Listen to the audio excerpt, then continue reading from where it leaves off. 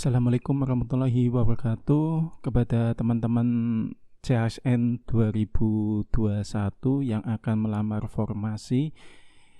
Pada kesempatan kali ini saya akan share lulusan S1 atau D3 ilmu komputer itu bisa daftar formasi CASN apa aja sih? Nah, untuk membahasnya kita saksikan materi berikut ini.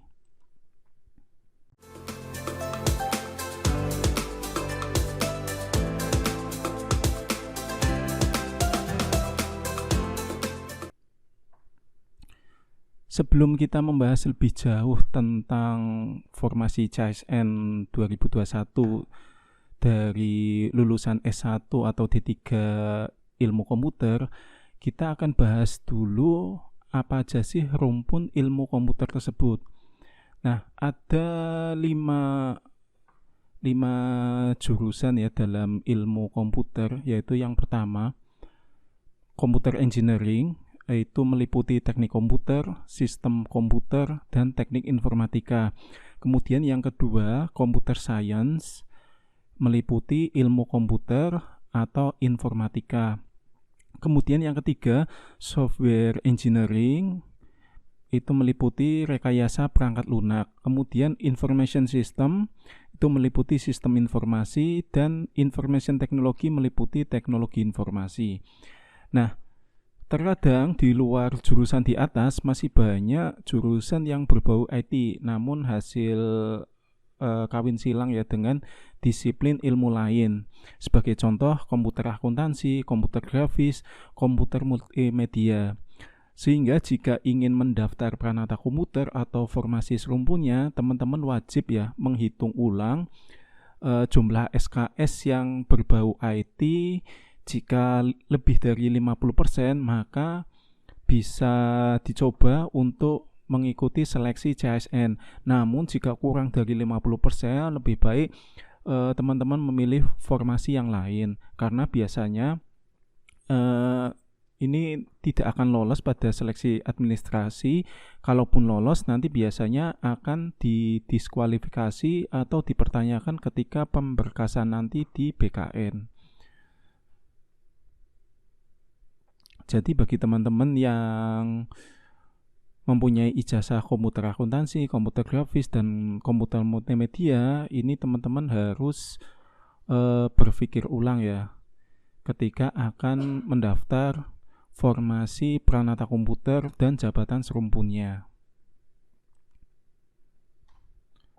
Kemudian saya akan menjelaskan dulu tentang jabatan fungsional dan jabatan pelaksana. Ini perbedaannya apa sih? Yang pertama, untuk jabatan fungsional itu SKB-nya mengacu pada Permenpan yang mengatur jabatan fungsionalnya. Sebagai contoh, untuk jabatan Pranata Komputer itu diatur dalam Permenpan 32 tahun 2020 tentang jabatan fungsional Pranata Komputer dan angka kreditnya.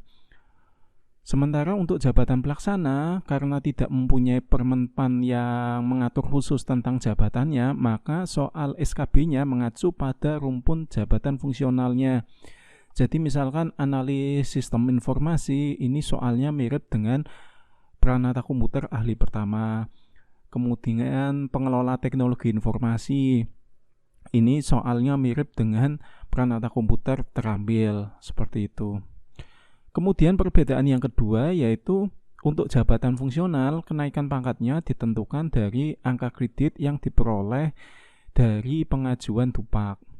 Sementara untuk jabatan pelaksana, kenaikan pangkatnya reguler 4 tahun sekali. Nah, mungkin teman-teman masih banyak yang bingung apa itu DUPAK. Nanti bisa search sendiri di video-video saya sebelumnya tentang penyusunan DUPAK. Kemudian untuk jabatan fungsional itu tunjangan jabatannya ya.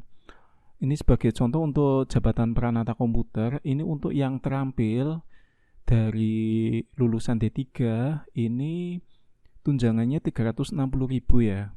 Ini melekat pada gaji. Kemudian untuk yang ahli pertama ini 540.000. Kemudian untuk jabatan pelaksana ini golongan 2 dari formasi D3 ini tunjangannya 180.000, sementara untuk golongan 3 dari lulusan S1 ini 190.000. Ini tunjangan ya teman-teman. Jadi dalam gaji PNS itu ada gaji pokok,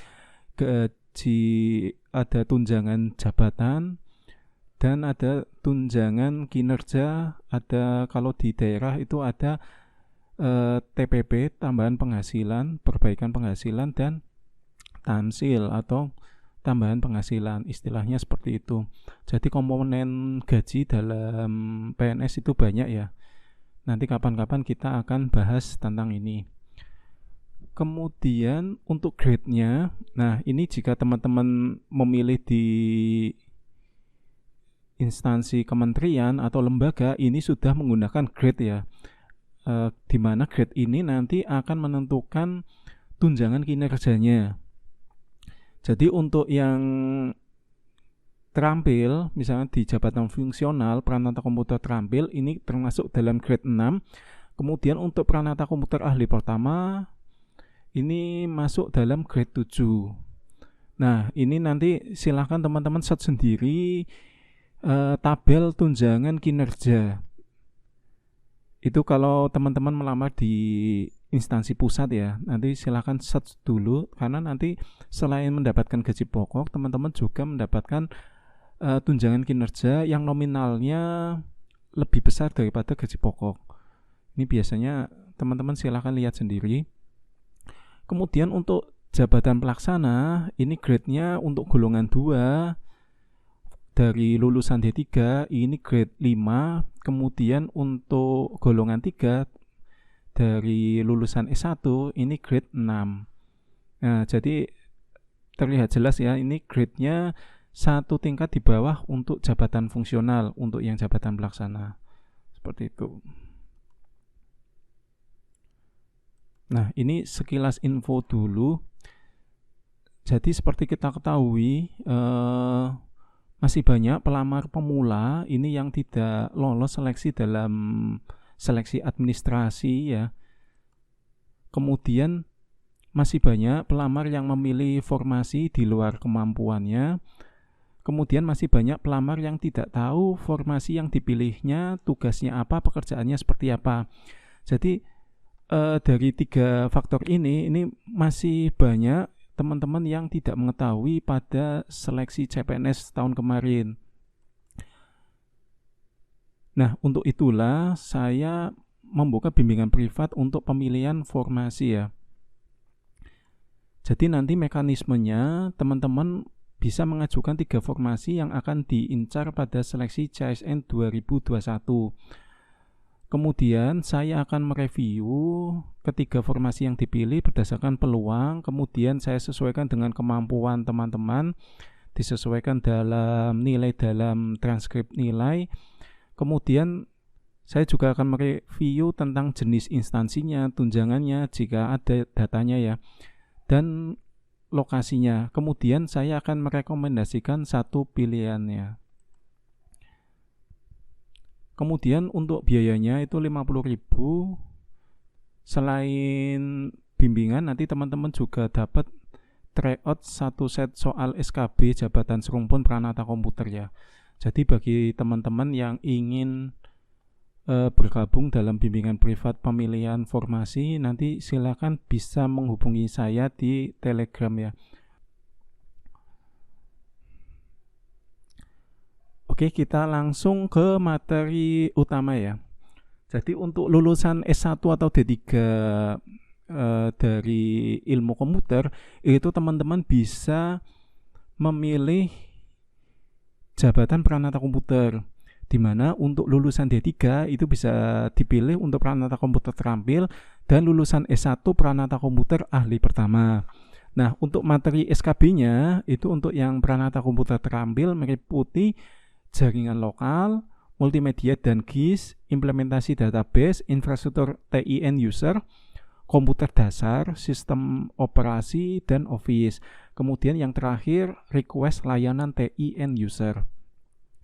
Sementara untuk yang Pranata Komputer ahli pertama, materi SKB-nya seputar perancangan sistem jaringan, multimedia dan GIS, LDSC atau perancangan sistem ya. kemudian layanan TI, data mining, perancangan database, dan audit TI. Ini untuk yang jabatan peranata komputer.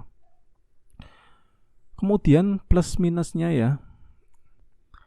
Ini untuk yang jabatan peranata komputer, ini kisi-kisinya sudah pasti karena sudah sesuai dengan Permenpan 32 tahun 2020.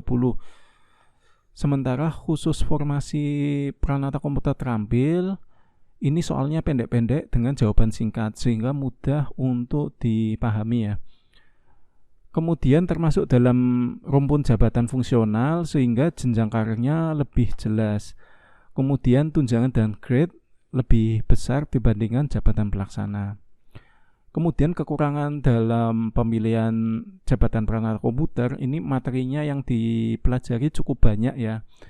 Kemudian bagi yang mengambil formasi peranata komputer ahli pertama, soalnya kebanyakan studi kasus, jadi perlu analisa.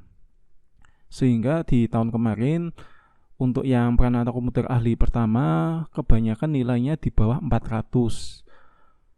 Dan waktunya kebanyakan habis ya teman-teman. Jadi untuk yang mengambil formasi peranata komputer ahli pertama, ini untuk strategi belajarnya harus belajar materi secara luas ya. Tidak bisa teman-teman menghafal dari materi yang ringkasan-ringkasan seperti itu. Kemudian selain peranata komputer, teman-teman yang lulusan dari ilmu komputer ini juga bisa memilih formasi sistem informasi, di mana untuk lulusan D3 teman-teman bisa mengambil pengelola sistem informasi, dan untuk lulusan S1 teman-teman bisa mengambil analis sistem informasi. Untuk lulusan D3, untuk kisi-kisi SKB-nya ini mirip dengan peranata komputer terampil, dan untuk analis sistem informasi atau S1 teman-teman bisa mempelajari juga SKB peranata komputer ahli pertama karena mirip soalnya dengan peranata komputer ahli pertama. Untuk sistem informasi sendiri termasuk rumpun jabatan pelaksana.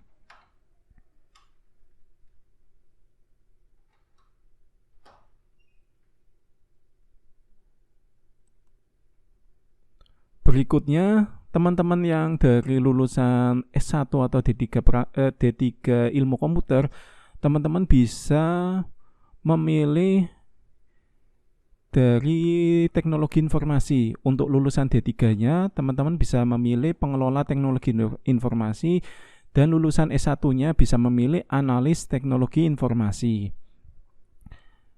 Kemudian kisi-kisinya seperti yang sebelumnya, ini kisi-kisinya mirip dengan peranata komputer terampil untuk yang pengelola teknologi informasi, dan mirip dengan peranata komputer ahli pertama untuk analis teknologi informasi. Kemudian untuk teknologi informasi ini termasuk juga dalam rumpun jabatan pelaksana. Kemudian untuk berikutnya yaitu SIMPEK, Sistem Informasi Manajemen Kepegawaian. Nah, ini untuk lulusan D3 teman-teman bisa memilih pengelola atau operator SIMPEK. Kemudian untuk lulusan S1-nya teman-teman bisa memilih analis atau perancang atau penyusun SIMPEK.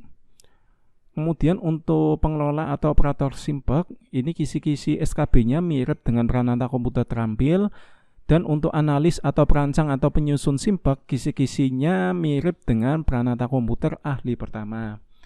Kemudian yang SIMPEK ini termasuk juga dalam rumpun jabatan pelaksana.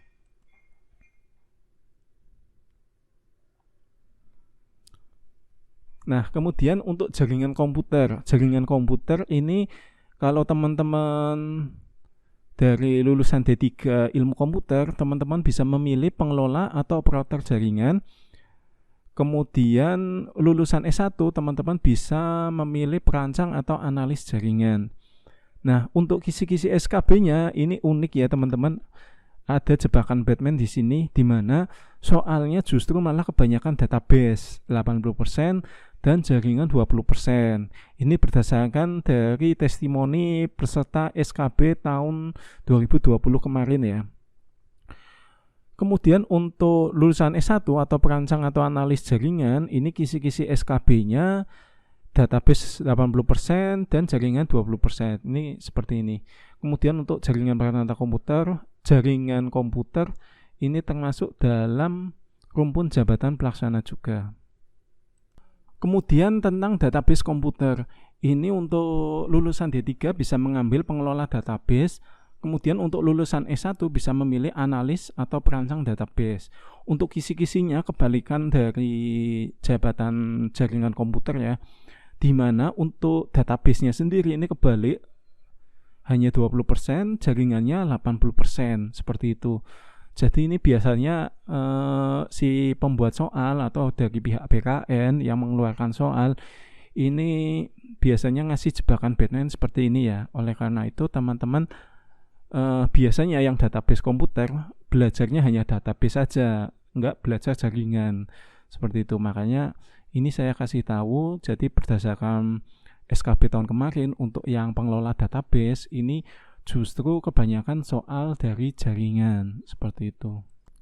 Kemudian untuk SIAK, Sistem Informasi Administrasi Kependudukan, ini untuk D3-nya bisa mengambil formasi operator SIAK, sementara untuk lulusan S1-nya bisa mengambil administrator database SIAK, ADB ya.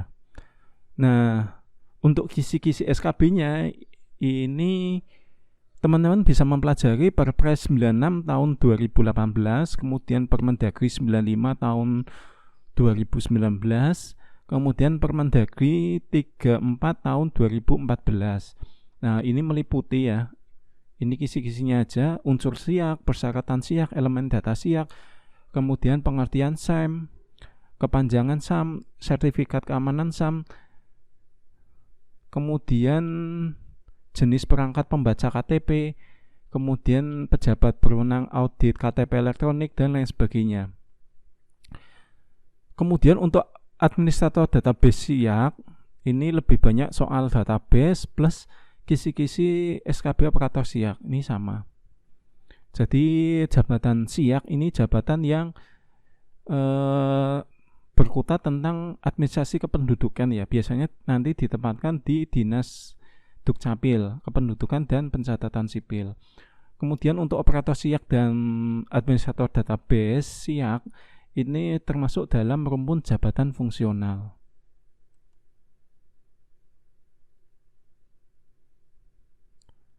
Kemudian ada juga auditor TI. Nah, ini juga jabatan fungsional ya teman-teman. Ini nanti yang lulusan D3 bisa mengambil auditor terampil. Kemudian untuk lulusan S1 bisa mengambil auditor ahli pertama. Nah, kisi-kisi SKB-nya tentang audit TI, kemudian tentang infrastruktur TI, sistem informasi. Kemudian untuk yang ahli pertama bisa belajar tentang audit TI, infrastruktur TI, dan sistem informasi juga.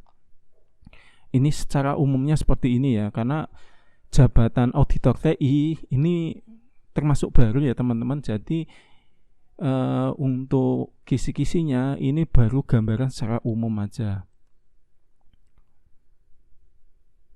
Nah, kemudian ini banyak jabatan yang ini ya teman-teman, banyak jabatan yang panjang, biasanya dikawin silang dengan unit kerjanya. Sebagai contoh kayak analis aplikasi dan pengelolaan data sistem keuangan. Nah, ini juga kebanyakan jabatan yang baru seperti ini. Ini nanti soalnya merujuk ke kisi-kisi SKB Pranata Komputer. Nah, teman-teman yang perlu diperhatikan kalau ada kata analis, perancang, penyusun, ini biasanya lulusan S1 ya, lulusan S1. Kemudian nanti soalnya mirip dengan Pranata Komputer ahli pertama. Kemudian jika di depannya ada kata-kata pengelola, teknisi, operator, ini masuk dalam lulusan D3 ya. Kemudian kisi-kisinya bisa mengacu pada Pranata Komputer terampil seperti ini. Nah, analis aplikasi dan pengelolaan data sistem keuangan ini termasuk dalam rumputan jabatan pelaksana. Sebenarnya masih banyak formasi yang bisa teman-teman pilih pada CASN 2021. Selain yang saya sebutkan di atas, sebagai contoh seperti jabatan baru ya, ada Manggala Informatika, ini juga baru. Namun saya tidak bisa jelaskan di sini lebih banyak karena keterbatasan waktu ya. Jadi bagi teman-teman yang lulusan S1 atau D3 ilmu komputer, masih banyak formasi yang teman-teman bisa dipilih untuk di CSN 2021. Namun teman-teman perlu perhatikan juga tentang SKB-nya nanti. Jika nanti banyak ini ya embel-embel di belakang kata-kata ini, nanti untuk analisisnya biasanya agak susah karena soal-soalnya ini nanti kita sulit untuk memprediksi. Sebagai contoh seperti pengelola data dan informasi, ternyata soal-soalnya itu lebih banyak mengarah ke statistik, kemudian ke Excel seperti itu. Jadi teman-teman perlu perhatikan untuk formasi yang dipilih. Lebih baik teman-teman memilih formasi yang saya sebutkan seperti tadi, karena sudah terbukti dari tahun 2020 kemarin di soal SKB ini untuk soal SKB-nya itu masih mirip dengan jabatan peranata komputer, sehingga kita bisa lebih leluasa untuk memberikan kisi-kisinya seperti itu. Oke, silakan kalian like jika suka dengan video ini dan share video ini ke sosial media kalian. Saya Basuki Rahmat, salam Prakom Indonesia. Wassalamualaikum warahmatullahi wabarakatuh.